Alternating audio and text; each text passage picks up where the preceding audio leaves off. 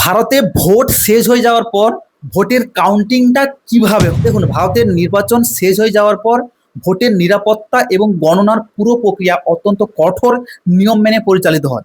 Vote গ্রহণ শেষ হলে ইভিএম এবং ভিভিপ্যাট মেশিনগুলো সিল করে নির্দিষ্ট স্ট্রং রুমে রাখা হয়।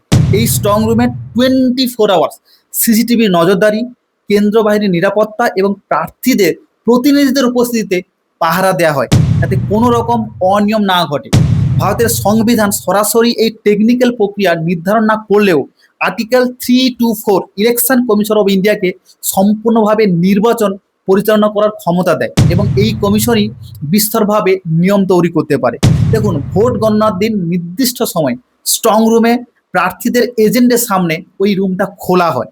এরপর ধাপে ধাপে ইভিএম মেশিনগুলো গণনা কেন্দ্রে নিয়ে যাওয়া হয় এবং প্রতিটি রাউন্ডে ভোট গণনা করা হয়। প্রতিটি টেবিলে কর্মকর্তারা খুব সতর্কতার সঙ্গে ফলাফল নথিভুক্ত করেন এবং প্রার্থীদের প্রতিনিধিরাও তা পর্যবেক্ষণ করে বসে থেকে ভিভিপ্যাটের স্লিপের একটা নির্দিষ্ট অংশে এলোমেলোভাবে মিলিয়ে দেওয়া হয়, যাতে ইভিএম এর ফলাফলগুলো সঠিক কিনা তা নিশ্চিন্ত করা যায়। পুরো প্রক্রিয়াটি স্বচ্ছ রাখতে প্রতিটি ধাপে সই, যাচাই এবং ঘোষণার নিয়ম থাকে। এইভাবে অত্যন্ত সিকিউরিটি এবং স্বচ্ছতার সঙ্গে ভোট গণনা সম্পন্ন হয়, যাতে জনগণের দেওয়া ভোটের সঠিক প্রতিফলন নিশ্চিন্ত করা যায়। শেষ পর্যন্ত রিটার্নিং অফিসার আনুষ্ঠানিকভাবে ফল ঘোষণা করে।